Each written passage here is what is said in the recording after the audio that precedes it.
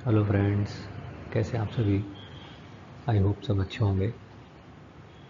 आपका स्वागत है मिनी क्लासेस में। और आज हम डिस्कस करने वाले हैं aggregate demand and related concept से रिलेटेड कुछ न्यूमेरिकल क्वेश्चंस पर। इन क्वेश्चन को शुरू करने से पहले हम कुछ फॉर्मूलेस पर डिस्कस करने वाले हैं। जैसे पहला फॉर्मूला है y equal to C plus S. Y denote for income, C denote for consumption and S denote for saving. अब ये फार्मूला क्या कहता है, थोड़ा इसको समझने की कोशिश करते हैं। सपोज आपने अगर मान लीजिए 1000 रुपीज़ अर्न किए, तो आप 1000 रुपीज़ में क्या करने वाले हैं। 1000 रुपीज़ में से अगर आपने मान लीजिए 850 एक्सपेंसेस कर दिए, तो आपने क्या किया, 8,000 में से 800 रुपये 850 खर्च कर लिए, तो इसका मतलब आपने 150 रुपये की सेविंग कर ली। तो अब आपका 850 खर्च हो चुका है, 150 आपने बचा लिया है। इसका मतलब आपने कितने रुपए कमाए, 1000। यानी आपकी जो इनकम है वो किसके इक्वलेंट आ रही है, वो आ रही है आपकी इनकम खर्चा और सेविंग के इक्वलेंट। मान लीजिए यही 1000 आपने अर्न किए और आपने पूरे अपने लाइवलीहुड पर 1000 रुपये खर्च कर दिए और आपने कुछ भी नहीं बचाया, तो आपकी इनकम का टोटल कितना आ रहा है, तब भी आपकी इनकम का टोटल कंजम्पशन और सेविंग के बराबर आ रहा है। तो आपकी जो इनकम है वो किसके इक्विवेलेंट होगी, खर्चा या खर्चा प्लस सेविंग के बराबर। आइदर आप क्या करेंगे, खर्च करेंगे या फिर आप बचाएंगे। दो ही कंसेप्ट हो सकते हैं इनकम के। दूसरे फॉर्मूले पर डिस्कस करते हैं। दूसरा फॉर्मूला है आपका aggregate demand equal to consumption plus expenditure investment. Aggregate demand का जो टोटल है वो कंजम्पशन और इन्वेस्टमेंट के बराबर होगा। कंजम्पशन यानी जो house hold, private firms, government और रेस्ट ऑफ द वर्ल्ड जो अपनी डिमांड्स करते हैं, उनका जो टोटल है एग्रीगेट डिमांड, वो कहलाता है consumption. I for investment. Aggregate supply denote for consumption plus saving. Aggregate supply को आप कैलकुलेट करेंगे कंजम्पशन प्लस सेविंग से। अब जैसे अगर आपको पता हो तो यहाँ पर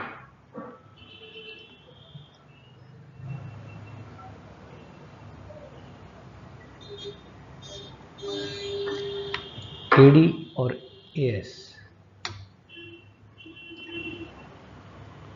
AD always equal to AS. Aggregate demand जो है वो एग्रीगेट सप्लाई के बराबर होती है। जैसा कि अभी हमने नेशनल इनकम चैप्टर में पढ़ा था कि इनकम मेथड, एक्सपेंडिचर मेथड और वैल्यू एडेड मेथड, तीनों मेथड में अगर आप जब नेशनल इनकम कैलकुलेट करते हैं तो वो नेशनल इनकम तीनों में बराबर आती है। यानी जो जितनी हम डिमांड कर रहे हैं उतना ही सप्लाई हो रहा है। अब यहाँ पर दो फार्मूले और फार्मूले कैलकुलेट करते वाले समझने वाले हैं।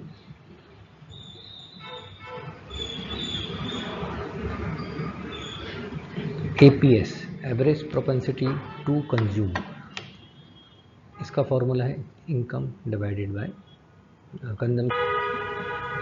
एवरेज प्रोपेंसिटी टू कंज्यूम जो कि डिनोट किया जाता है सी अपॉन वाई। अब सी यानी कंजम्पशन, वाई यानी आपकी इनकम। यानी आप अपनी इनकम का एवरेज कितना पार्ट खर्च करते हैं। APS, average propensity to save, saving divided by income. यानी आप अपनी इनकम का एवरेज औसतन कितना सेविंग करते हैं। अब यहाँ पर एक फॉर्मूला है एपीएस एपीसी इक्वल टू 1। अब मान लीजिए अगर आपने 50 रुपये कमाए हैं तो 50 रुपये में से आपने कुछ खर्च करेंगे और कुछ बचाएंगे, तो यानी इन दोनों का टोटल इक्वल टू 1। आप इसको ऐसे भी कैलकुलेट कर सकते हैं। अगर आपके पास एपीएस की वैल्यू है और एपीसी आपको कैलकुलेट करना है तो आप कैसे कैलकुलेट करेंगे। एपीएस आपको निकालना है और आपके पास एपीसी की वैल्यू है मान लीजिए 0.6, तो एपीएस कैसे कैलकुलेट होगा आपका 1 माइनस 0.6 यानी कि 0.4।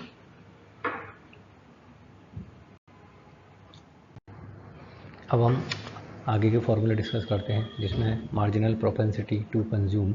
मार्जिनल प्रोपेंसिटी यानी जितनी आपकी एडिशनल इनकम हो रही है उस एडिशनल इनकम का आप कितना एडिशनल पार्ट खर्च करने के लिए तैयार है। तो change in consumption divided by change in income. ठीक वैसे ही मार्जिनल प्रोपेंसिटी टू सेव, जब आपकी जो एडिशनल इनकम होगी उस एडिशनल इनकम का कितना पार्ट आप खर्च सेविंग करने वाले हैं और चेंज इन इनकम। अब इसको भी हम डिनोट करते हैं M P S plus M P C equal to 1। अब दो फार्मूला और हैं। कंजम्पशन को आप कैसे कैलकुलेट कर सकते हैं, सी बार प्लस बी बाय। सी बार मतलब ऑटोनोमियस कंजम्पशन। अब ऑटोनोमियस कंजम्पशन तो आप जानते ही होंगे, अगर आपकी इनकम लेवल अगर जीरो होती है तब भी आपको अपने लाइवलीहुड के लिए कुछ पैसे खर्च करने ही पड़ते हैं। अब ये पैसा आप अपनी पास्ट सेविंग से खर्च करते हैं, जिसे कि हम ऑटोनोमियस कंजम्पशन के नाम से जानते हैं। बी को डिनोट करते हैं मार्जिनल प्रोपेंसिटी कंज्यूम से। सेविंग कैसे कैलकुलेट करते हैं? सेविंग का formula minus C bar plus 1 minus B by 1 minus B को डिनोट किया जाता है एमपीएस से। तो ये कुछ फॉर्मूलेज हैं। अब इन फॉर्मूलेज के साथ हम क्वेश्चंस को सॉल्व करके देखते हैं। आइए, अब इस क्वेश्चन में हमें कैलकुलेट करना है जो गिवन डेटा है हमारे पास, एपीसी और एपीएस कैलकुलेट करना है। अब आइए इसको सॉल्व करते हैं। पहले इनकम हमारे पास है 100 and 200 and then 300। 3 income level दिए हुए हैं और इस इनकम लेवल पर हमें एक्सपेंडिचर दिया हुआ है 80, 120 एंड देन 150। अब जैसा कि आपको पता है एपीएस का फॉर्मूला क्या है? एपीएस का फॉर्मूला है कंजम्पशन डिवाइडेड बाय इनकम। अब कंजम्पशन 80 फर्स्ट लेवल पर डिवाइडेड बाय इनकम, तो 80 डिवाइडेड बाय 100 करने पर आपकी वैल्यू आएगी 0.8। सेकेंड लेवल पर आपका कंजम्पशन एक्सपेंडिचर है 120 डिवाइडेड बाय 200। थोड़ा इसकी कम,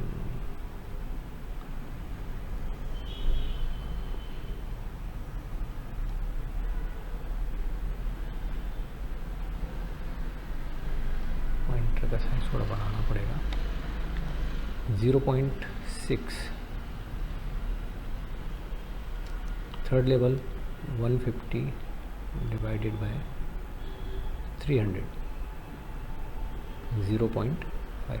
अब आप जैसे देखेंगे जैसे जैसे आपकी इनकम का लेवल बढ़ेगा वैसे वैसे आपकी जो कंजम्पशन है वो डाउन होती चली जाएगी। क्यों होती चली जाएगी? क्योंकि जब आपकी इनकम बढ़ती है तब आप जो इनिशियल स्टेज पर आप ज़्यादा खर्च करते हैं, लेकिन जैसे जैसे आपकी इनकम बढ़ेगी तब आप सेविंग करना स्टार्ट कर देते हैं। अब दूसरा हमें कैलकुलेशन करना है एपीएस। अब यहाँ पर हमारे पास सेविंग नहीं है। अब सेविंग हम कैसे कैलकुलेट करेंगे? बहुत आसान है। मान लीजिए अब यहाँ पर आपने 100 रुपये कमाए हैं, 80 रुपये खर्च कर दिए, तो आपके पास कितने बचे? 20 रुपये। आपने 200 रुपये अर्न किए, 120 एक्सपेंडिचर कर दिया, आपके पास कितनी सेविंग हुई? 80।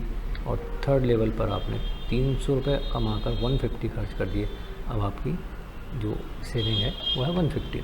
अब दूसरा हमें कैलकुलेट करना है APS, saving divided by income. First level पर आपकी सेविंग है 20 और इनकम है 100 equal to 0.2। Second level 80 divided by 200 is equal to 0.4। 150 divided by 300 equal to 0.5। अब जैसे जैसे आपकी इनकम बढ़ेगी वैसे वैसे आपके सेविंग बढ़ना स्टार्ट हो जाएगी। आप अगर चाहें तो एपीएस को ऐसे भी कैलकुलेट कर सकते हैं। जैसे फर्स्ट लेवल पर आपका जो एपीसी आ रहा है वो है 0.8, तो 1 minus 0.8 equal to 0.2। Second level पर आपका आ रहा है 0.6, तो 1 माइनस 0.6 इक्वल टू 0.4, क्योंकि APC plus APS is equal to 1। इस फॉर्मूले को भी अगर आप करना चाहें तो कर सकते हैं।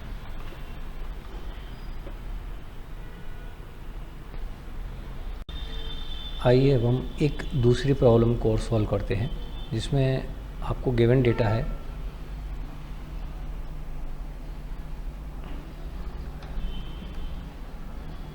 जिसमें आपको कैलकुलेट करना है MPC and MPS, marginal propensity to consume and marginal propensity to save. अब इस क्वेश्चन में हमें इनकम दे रखी है 100, 200, 300, 400 एंड 500 और कंजम्पशन दे रखे हैं। अब इससे हमें ये दो चीज़ें कैलकुलेट करनी है, देखते हैं कैसे होगा। सबसे पहले हम इनकम लिख देते हैं। फर्स्ट लेवल पर इनकम 200, सेकंड लेवल पर इनकम है आपकी 200, देन 300, 400 एंड देन 500। अब कंजम्पशन लिख लेते हैं। तो फर्स्ट लेवल पर 85, देन 160, 235, 310 एंड 400।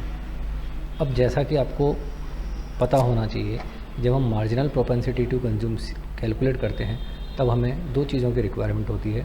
जिसमें पहला है चेंज इन कंजम्पशन और देन चेंज इन इनकम, मतलब हमारी इनकम बढ़ने पर खर्चे कितने बढ़े।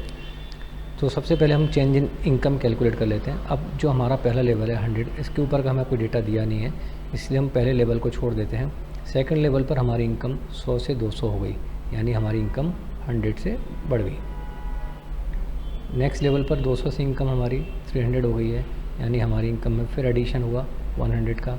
देन फिर 300 से 400, once again 100 addition, and then last 400 to 500, यानी हमारी इनकम में एडिशन 100 का फिर हो गया। तो ऐसे हमने 4 लेवल पर इनकम के चेंजेस कैलकुलेट कर लिए। अब कंजम्पशन के चेंजेस कैलकुलेट करते हैं। तो फर्स्ट लेवल पर हमारे पास प्रीवाइज डेटा नहीं है, तो फर्स्ट लेवल पर को हम छोड़ देंगे। अब जो हमारे एक्सपेंडिचर इनिशियल से 85 से इनकम बढ़ने पर 160 हो गए, यानी 85 से हमारा खर्चा 160 हो गया। तो कितना एडिशन हुआ, 160 minus 85, it will be 75। Then 160 से अब हमारे एक्सपेंडिचर बढ़कर 235 हो गए। देन फिर एडिशन हमारा कितना खर्च हुआ, 75। थर्ड लेवल पर 235 से आपने 310 पर आपके एडिशनल खर्च हो गए, तो अब हमारा एडिशन हुआ 75। एंड देन लास्ट 310 से 400, यानी अब ये हमारा खर्चा जो एडिशन हुआ है वो है 90। तो ऐसे हमने खर्चों का चेंज निकाल लिया। अब हम मार्जिनल प्रोपेंसिटी टू कंज्यूम का फॉर्मूला रखते हैं। Change in consumption 75, then change in income 100। Second level पर हमारा जो है 75 एडिशनल खर्चा हुआ और एडिशनल इनकम है हमारी 100। थर्ड लेवल पर हमारा एडिशनल एक्सपेंसेस 75 और एडिशनल इनकम है हमारी 100। और लास्ट लेवल पर हमारा एडिशनल एक्सपेंसेस है 90 एंड देन एडिशनल इनकम 100। तो ऐसे हम इनको कैलकुलेट कर लेते हैं। 0.75, 0.75, देन 0.75 एंड 0.9। तो आपने देखा हमने मार्जिनल प्रोपेंसिटी टू कंज्यूम कैसे कैलकुलेट किया। अब हमें कैलकुलेट करना है एमपीएस। एमपीएस कैलकुलेट करने के लिए अब हमारे पास सेविंग नहीं है, तो सबसे पहले तो हमें सेविंग निकालना पड़ेगा। अब सेविंग का फॉर्मूला तो आप जानते ही हैं, इनकम माइनस कंजम्पशन। आपकी 100 इनकम, एक्सपेंडिचर 85, तो आपकी सेविंग है 15। ऐसे ही सेकंड लेवल पर आप कैलकुलेट कर लें। 200 से आप इनकम, 160 एक्सपेंडिचर, तो आपका सेविंग हुआ 40। थर्ड लेवल पर 300 से 235, अब यहाँ पर हमारी सेविंग आ रही है 65। नेक्स्ट लेवल पर 90 एंड लास्ट लेवल पर 100। तो सेविंग हमने कैसे कैलकुलेट किया, इनकम माइनस कंजम्पशन। अब चेंज इन सेविंग कैलकुलेट करते हैं। 15 से हमारी सेविंग 40 हो गई, यानी हमने एडिशनल कितना बचा है 25। एडिशनल इनकम होने पर हमारी एडिशनल सेविंग हुई 25। 40 से 65 हुआ अब आपका नेक्स्ट लेवल पर, यहाँ पर भी हमने 25 एडिशनल सेविंग किया। थर्ड लेवल पर 65 से 90, यहाँ पर भी हमारा एडिशनल सेविंग है 25। और लास्ट हमारा जो एडिशनल सेविंग है 90 से 100 यानी 10। अब हमने कैलकुलेट कर लिया सेविंग, चेंज इन सेविंग और सेविंग दोनों कैलकुलेट कर लिया। अब जो लास्ट फार्मूला है वो हमें रखना है एमपीएस। एमपीएस कैसे कैलकुलेट करते हैं, change in saving divided by change in income. अब फर्स्ट जो है 25 और हमारे इनकम का एडिशन था 100। सेकंड लेवल पर 25 divided by 100 then 0.25। Third level पर 25 divided by 100 0.25 and last 10 divided by 100 0.1। तो हमने इस तरीके से एमपीएस कैलकुलेट कर लिया। अब आप चाहें तो एमपीएस ऐसे भी कैलकुलेट कर सकते हैं, जो एक फॉर्मूला है MPC plus MPS equal to 1। तो पहले लेवल पर हमने जो MPC कैलकुलेट किया था वो था 7.0.75। अब MPS की वैल्यू हमें नहीं मालूम है, तो MPS कैसे कैलकुलेट करेंगे, 1 माइनस 0.75 इक्वल टू 0.25।